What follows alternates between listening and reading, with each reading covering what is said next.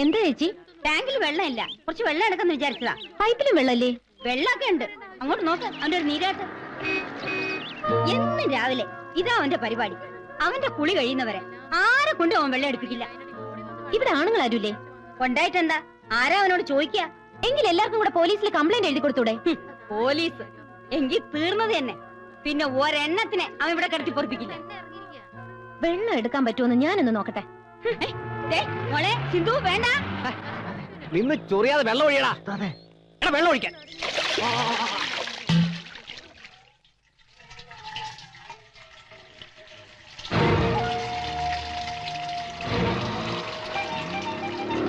ആരാടി വെള്ളം എടുക്കാൻ പറഞ്ഞേ? ചോദിച്ച കേട്ടില്ലേ?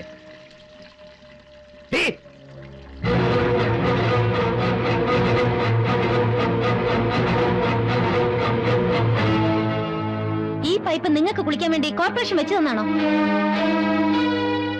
സ്ത്രീകൾ വെള്ളം എടുക്കുന്നിടത്തുനിന്ന് കുളിക്കാൻ നാണല്ലേ നിങ്ങൾക്ക്? നാട്ടുകാർക്ക് കുടിക്കാനുള്ള വെള്ളം ഇത്, അല്ലാതെ കണ്ടവർക്ക് വന്നിരുന്ന് കുളിക്കാനുള്ളതല്ല. നിങ്ങളൊക്കെ ആരെ പേടിച്ചോണ്ടാ നിൽക്കുന്നത്? വന്ന് വേഗം വെള്ളം എടുത്തോണ്ട് പോ.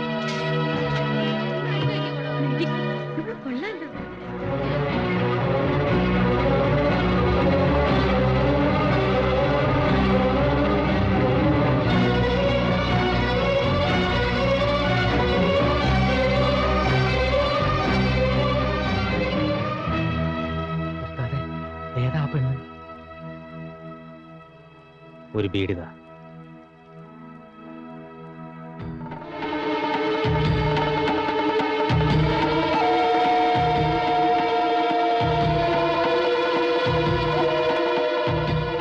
എന്തൊക്കെ പറഞ്ഞാലും നീ ചെയ്ത് ശരിയായില്ല. എന്തും ചെയ്യാൻ മടിക്കാത്തവനവൻ. ഇങ്ങക്കിത് എന്തായി പോയിന്ന്? പിരാന്തുണ്ടോ? ഇതുവരെ മൂപ്പരെ മുഖത്ത് നോക്കിയിട്ട് ഒറ്റ കുട്ടി എതിർത്ത് വർത്താനം പറഞ്ഞിട്ടില്ല. നിങ്ങൾ സൂക്ഷിച്ചോളി. അയാൾ എന്ത് ചെയ്യുന്ന പറയുന്നത്? നിങ്ങളെപ്പോലുള്ളവര് പേടിച്ച് ഓച്ചാൻസ് നിന്നിട്ട് അയാൾ ഇവിടെ കിടന്ന് വിലസുന്നത്. ചോദിക്കാനും പറയാനും ആരും ഇല്ലാന്ന് വന്നാ ആർക്കാ ഗുണ്ടായിസം കാണിക്കാൻ പറ്റാത്തത്? നീ പറയുന്ന പോലെ അല്ല മോളെ. ഇവിടുത്തെ വലിയ വലിയ ആൾക്കാർക്കും പോലീസുകാർക്കും ഒക്കെ വേണ്ടപ്പെട്ടവനവൻ. ശരിയാട്ടോ, അവരൊക്കെ മൂപ്പര് വെച്ച് മുതലെടുക്കുക.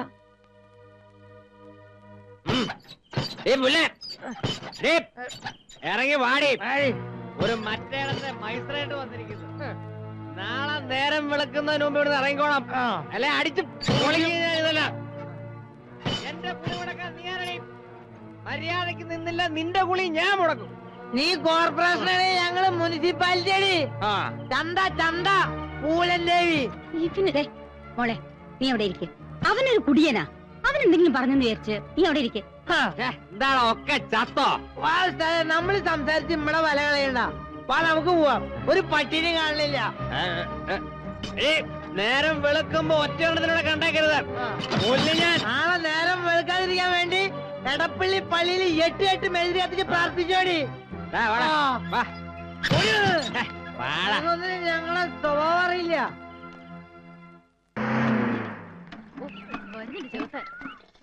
ശവങ്ങള് കാലത്ത് തന്നെ പൈപ്പിന്റെ ഇടയ്ക്ക് പറ്റി പറ്റ പോലെയാ.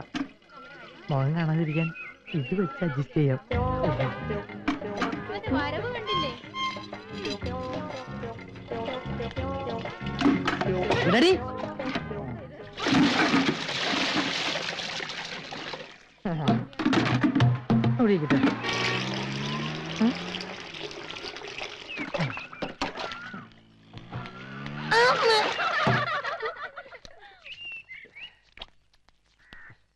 എവിടെയായിരുന്നടാ ഇത്ര നേരം? അടുപ്പില്. ഉസ്താദ് ഒരു കാര്യം ഞാൻ പറഞ്ഞേട്ടോ, വെള്ളം തൂക്കി തൂക്കി എന്നെ നടു ഒടിഞ്ഞു.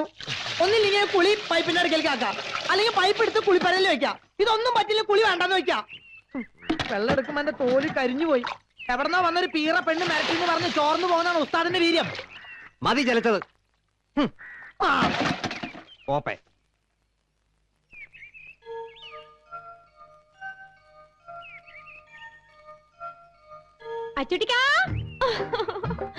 എന്താണ് ഇളിക്കുന്നേ?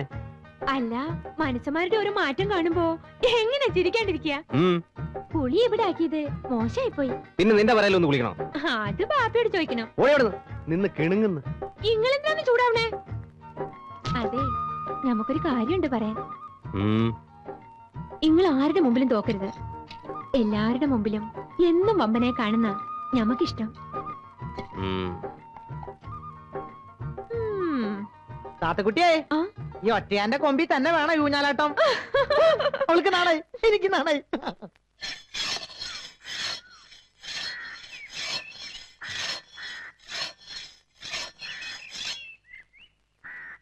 ഉസ്താദ് എന്താ ആലോചിക്കണേ?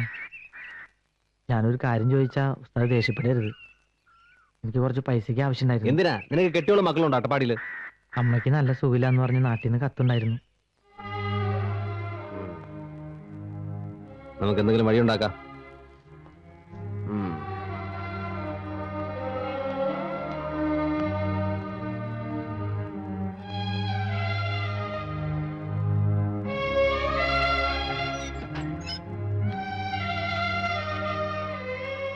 ഉണ്ണികൃഷ്ണ ഇങ്ങ വന്നേ.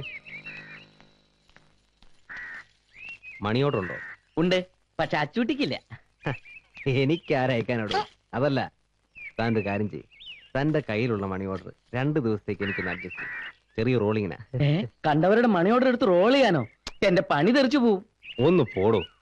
എറണാകുളത്തും തിരുവനന്തപുരത്തേക്ക് ഒരു കത്തയച്ചാ കിട്ടുന്ന 4 മാസം കൊണ്ടാ. എന്നിട്ടാ മണി ഓർഡർ.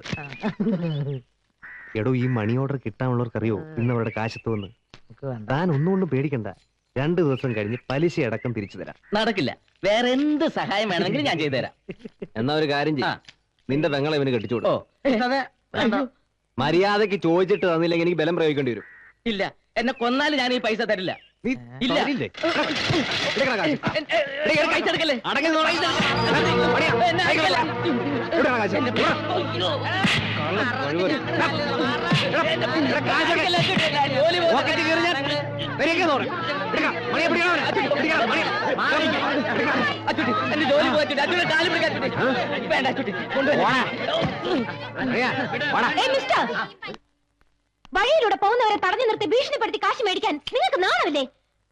നല്ല തണ്ടും തടിയുണ്ടല്ലോ, അന്തസ്സായി ജോലി ചെയ്ത് ജീവിച്ചൂടെ? നിർത്തടി. നീ ആരാടി എന്നെ പഠിപ്പിക്കാൻ? ജില്ലാ കളക്ടറോ? അല്ല, സിന്ധു. ആ പൈസ തിരിച്ചു കൊടുക്കണം. മനസ്സിലായില്ല. ആ പൈസ തിരിച്ചു കൊടുക്കാൻ. സിന്ധു, മോളെ. അയ്യോ. അശ്വിനി.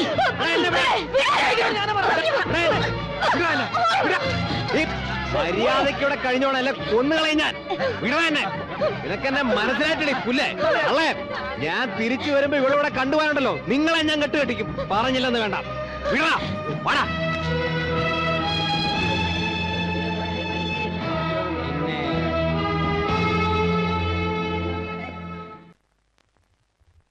മോളെ, എന്നോടൊന്നും തോന്നരുത്. കുട്ടിയോടുള്ള സ്നേഹം കൊണ്ട് പറയുന്നതാ. ഇനി ഇവിടെ നിന്ന് ആപത്താ. അവൻ തിരിച്ചു വരുമ്പോ നിന്നെ ഇവിടെ കണ്ടാൽ എന്ത് ചെയ്യും? കൊന്നുകളയോ? അങ്ങനെ പേടിച്ചു പോകാനൊന്നും എന്നെ കിട്ടില്ല. എനിക്ക് രണ്ടിലൊന്നറിയണം. മോളെ, നിനക്കവന് ശരിക്കും അറിയാഞ്ഞിട്ടാ. എന്തെങ്കിലും മനസ്സിൽ വിചാരിച്ചാൽ അവനത് നടത്തിയിരിക്കും. അവൻ കാരണം മോക്ക് എന്തെങ്കിലും സംഭവിച്ചാൽ ഇതിലും കൂടുതൽ ഇനി എന്ത് സംഭവിക്കാൻ? ചേച്ചി എന്നോട് ക്ഷമിക്കണം. ഫീച്ചറും പത്രവും എന്നൊക്കെ ഞാൻ പറഞ്ഞത് വെറും നുണയാ. എനിക്കെല്ലാം തന്നു ദൈവം, എല്ലാം.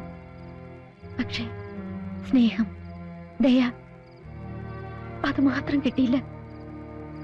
അമ്മയുടെ തോരാത്ത കണ്ണീർ, അച്ഛന്റെ നിസ്സഹായാവസ്ഥ, രണ്ടാനമ്മയുടെ ക്രൂരത. വർഷങ്ങൾക്ക് ശേഷം ബിസിനസ് എല്ലാം മതിയാക്കി അച്ഛൻ സിംഗപ്പൂരിൽ നിന്ന് നാട്ടിൽ വരുന്നു എന്നറിഞ്ഞപ്പോൾ അമ്മയ്ക്കും എനിക്കും സ്വർഗം കിട്ടിയതുപോലെയായിരുന്നു. പക്ഷേ വീട്ടിലേക്ക് വന്നു കയറിയ അച്ഛനോടൊപ്പം ഒരു സ്ത്രീ ഉണ്ടായിരുന്നു, പത്മാവതി. അച്ഛന്റെ ബിസിനസ് പാർട്ട്ണർ.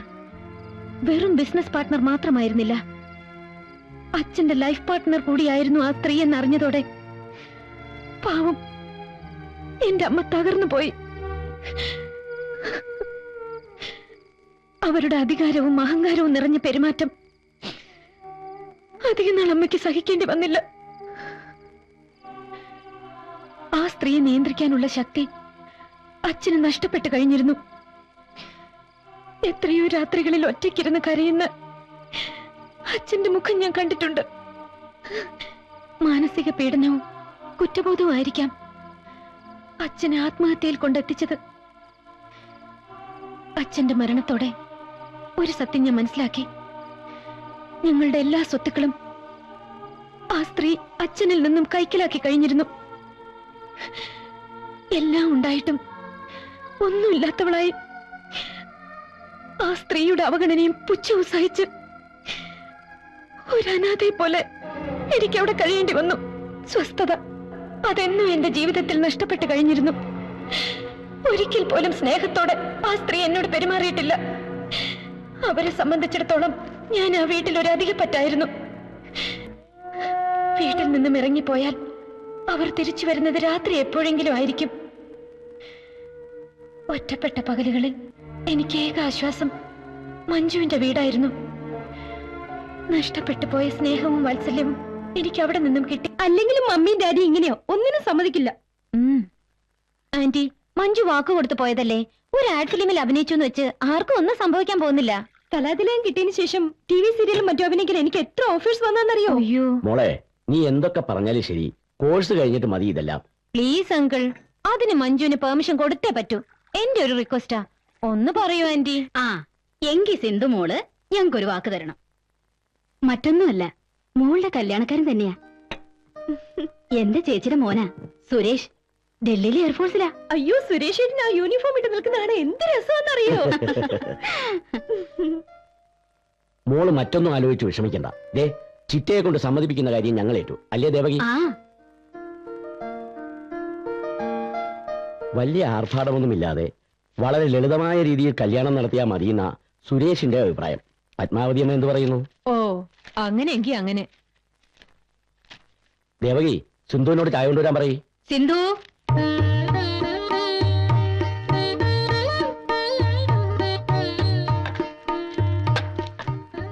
ദാ, നിങ്ങൾക്ക് എന്തെങ്കിലും സംസാരിക്കണമെങ്കിൽ ആകാം. അത് ഞങ്ങൾ ഡൽഹി പോകുന്ന വഴിക്ക് സംസാരിച്ചോളാം. അല്ലേ സിന്ധു? അപ്പൊ എല്ലാം നമ്മൾ പറഞ്ഞ പോലെ തന്നെ അല്ലേ? വരുന്ന മാസം 10-ാം തീയതി കല്യാണം. അത് ഇവിടെ വെച്ച് നടത്തും.